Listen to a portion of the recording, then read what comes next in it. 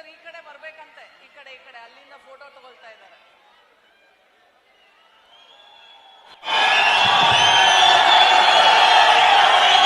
There's too many people here. Sir. Unstable. It's very shaking. Better where you go down is shaking. प्रसन्न जी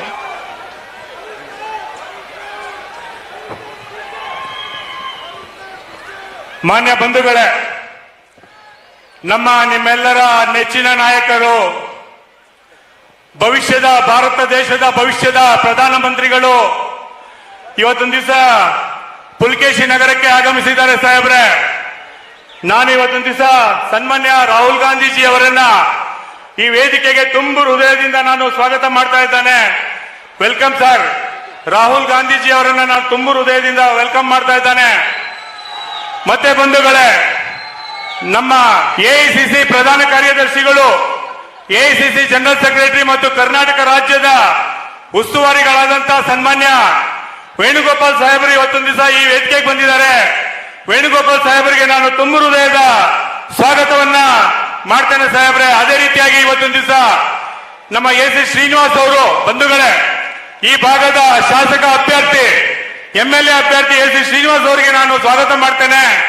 doctor Nagalakshmi ಅವರು ಬಂದಿದ್ದಾರೆ, ಅವ್ರಿಗೂ ಸಹ ನಾನು ಸ್ವಾಗತ ಮಾಡ್ತೇನೆ. ಮತ್ತೆ ಮಾಜಿ ಮೇಯರ್ ಸಂಪತ್ ರಾಜ್ ಅವರಿಗೂ ಸಹ ನಾನು ಸ್ವಾಗತವನ್ನ ಮಾಡ್ತೇನೆ. ಬಂಧುಗಳೇ, to thank our great modern Mahatma Rahul ji. The world suspected him whether he can gel with the common man.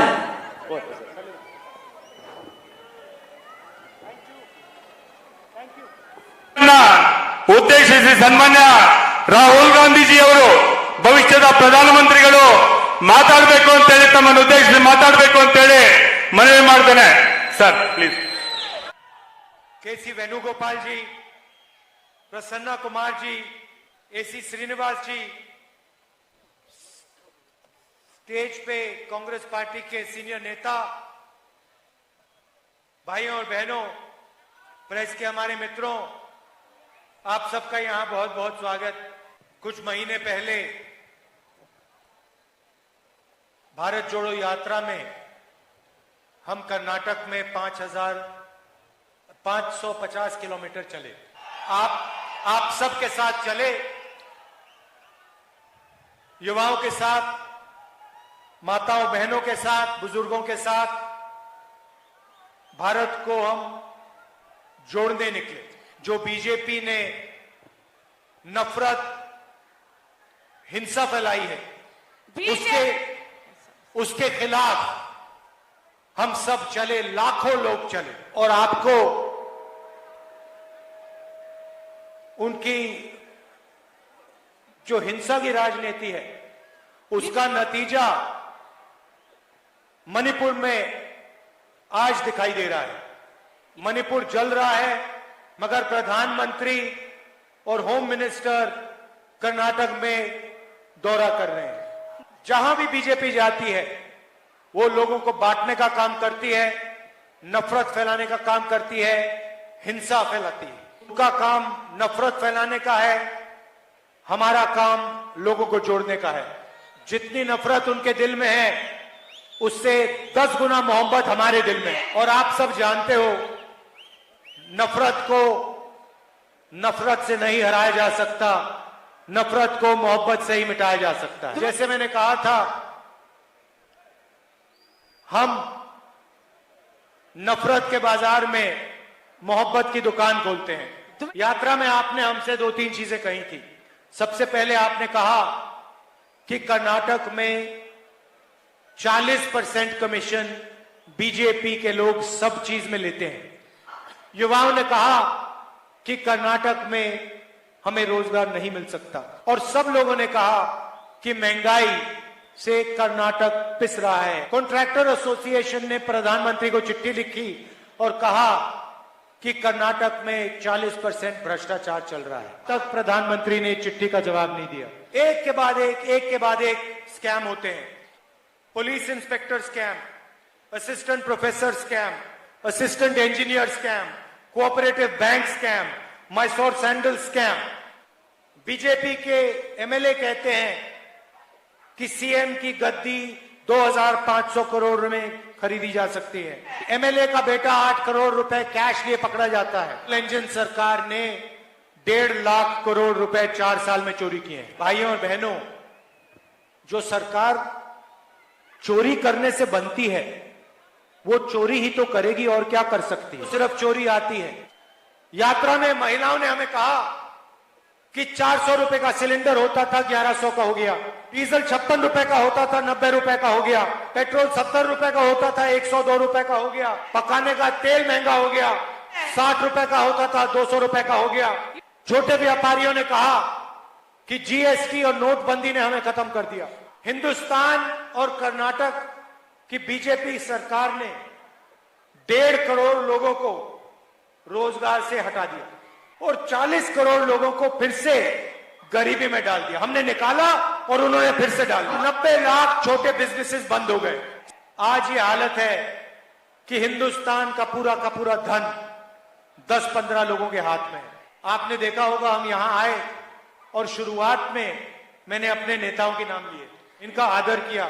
Road show में हम जाते हैं तो हमारे साथ हमारे सब नेता चलते हैं। मैं सिद्धरमैया जी का, डीके शिव कुमार का, खारगे जी का नाम लेता हूं खुशी से।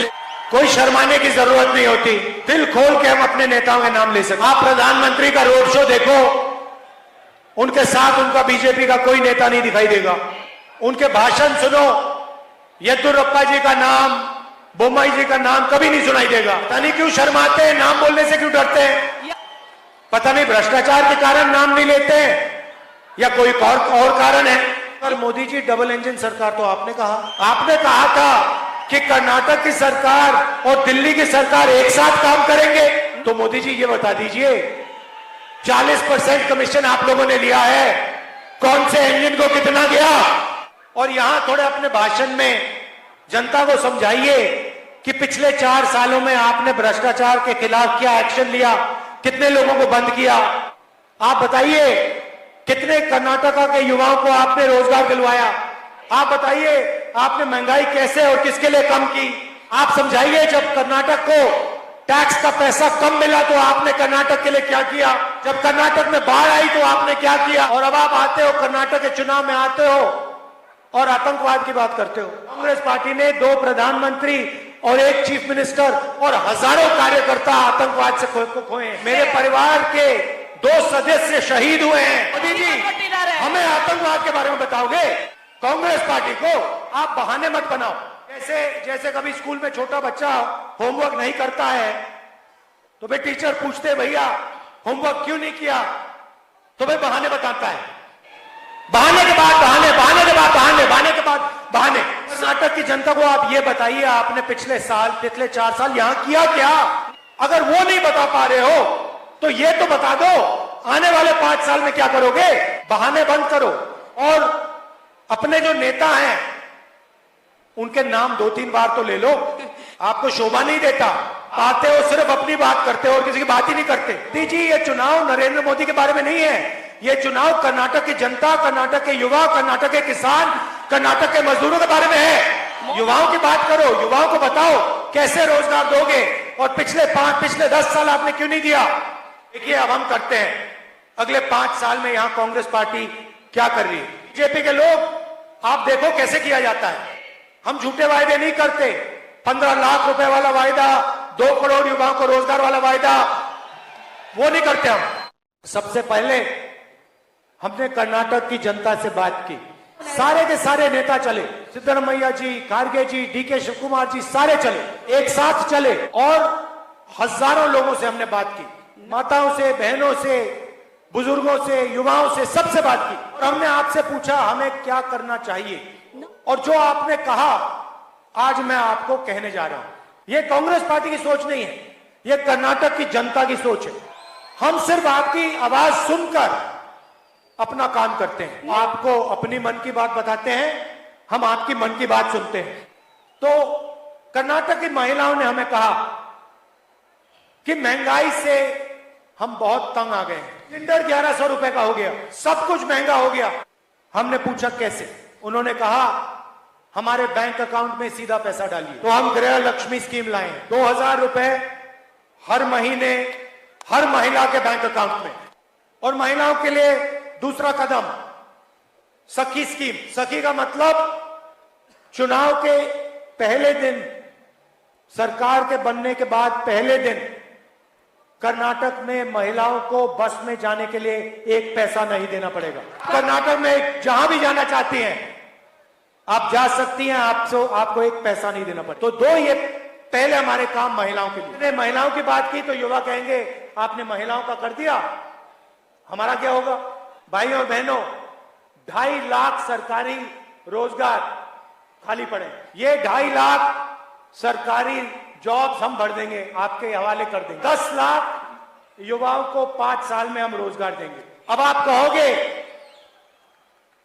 कहोगे 10 लाख रोजगार पैदा करने में थोड़ा समय लगेगा, और फिर आप सवाल पूछोगे तब तक हम क्या करें? उस सवाल का जवाब युवा निधि स्कीम। कर्नाटक के हर ग्रेजुएट को हर महीने 3000 रुपए सीधे बैंक अकाउंट में 2 साल के लिए। अब डिप्लोमा होल्डर्स कहेंगे कि हमारी क्या गलती, हमने क्या किया? तो डिप्लोमा होल्डर्स को 1500 रुपए हर महीने 2 साल के। अब बीपीएल के लोग कहेंगे भैया आपने महिलाओं का कर दिया, आपने युवाओं का कर दिया, हमारा क्या होगा? उनके लिए अन्नभाग्य 10 किलो चावल हर परिवार के मेंबर को। और आखिरी और 5वां वायदा गृह ज्योति स्कीम। हम चाहते हैं कि कर्नाटक में सब परिवार के बच्चे शाम को पढ़ पाएं, इसीलिए गृह ज्योति 200 यूनिट बिजली के फ्री में कर्नाटक के। अब किसान कहेंगे कि आपने युवाओं का कर दिया, महिलाओं का कर दिया, हमारा क्या होगा? हम तो कर्नाटक की रीढ़ की हड्डी हैं, हम तो कर्नाटक को भोजन देते हैं, हम दिन भर काम करते हैं, आपने सबका कर दिया, हमारा क्या? उनका जवाब कृषि निधि, 1.5 लाख करोड़ रुपए किसानों के हित के लिए 5 साल के अंदर। मतलब जितना पैसा बीजेपी ने कर्नाटक से चोरी किया, जितना पैसा बीजेपी ने कर्नाटक से चोरी किया पिछले 4 साल, उतना पैसा हम कर्नाटक के किसान को वापस दे रहे हैं। मगर हम वहां नहीं रुक रहे। आज मिल्क दूध की सब्सिडी 5 रुपए है, उसको हम 7 रुपए कर देंगे। और बीजेपी ने जो आपको झूठा बीमा दिया था, जो आप साइन करते थे और आपको कभी भी आपका पैसा नहीं मिलता था, आपसे पैसे ले लेते थे मगर जब आपका नुकसान होता था आपको 1 रुपया नहीं मिलता था। उसके लिए हम 5000 करोड़ रुपए अलग रख रहे हैं। आपके खेत को नुकसान होगा तो सरकार आपको पैसा देगी। देखिए आपने कांग्रेस पार्टी की सरकार देखी है, पिछली सरकार देखी है, हमने जो वायदे किए थे हमने पूरे किए। ये 5 काम सरकार के बनने के पहले दिन पहली कैबिनेट मीटिंग में पूरे हो जाएंगे। ये शुरुआत है। आप पूछोगे ये जो 5 काम हैं इसके लिए पैसा कहां से आएगा? भाइयों और बहनों याद रखिए कि 40% पैसा बीजेपी ने चोरी किया था। ईमानदार सरकार वो पैसा आपके जेब में डालेगी। अच्छा, बीजेपी को ये 40 नंबर बहुत अच्छा लगता है। 4 साल इन्होंने आपको 40 40 40 40 40 सिखाया। इस चुनाव में इनको ये 40 नंबर याद दिला दीजिए। इन्होंने आपसे 40% कमीशन लिया, इनको आप 40 सीट दिलवा दीजिए। और कांग्रेस पार्टी को 150 सीटों से जिताना है, क्योंकि याद रखिए ये फिर से चोरी करने की कोशिश करेंगे। इनकी बहुत बुरी आदत है, एकदम चोरी करते हैं और कुछ मालूम ही नहीं है। तो अगर 150 सीट नहीं आई तो फिर ये चोरी करने की कोशिश करेंगे। आपसे जो 1.5 लाख करोड़ रुपए चोरी किया है उसमें से थोड़ा निकाल के फिर से खरीदने की कोशिश करेंगे। इसलिए 150 सीटों से जिताना है। और प्रधानमंत्री जी, आप बहाने मत बनाइए। आप कर्नाटक के युवाओं को, कर्नाटक के किसानों को, जैसे हमने किया, आप करने क्या जा रहे हो? अगले 5 साल में आप करने क्या जा रहे हो ये तो बता दो। हम भी सुनना चाहते हैं आपके मन में क्या है, आप कर्नाटक के लिए अगले 5 साल में क्या करना चाहते हैं। शर्माइए मत, बता दीजिए। रात के समय आप सब आए, इसके लिए आप सबको दिल से धन्यवाद। जय हिंद।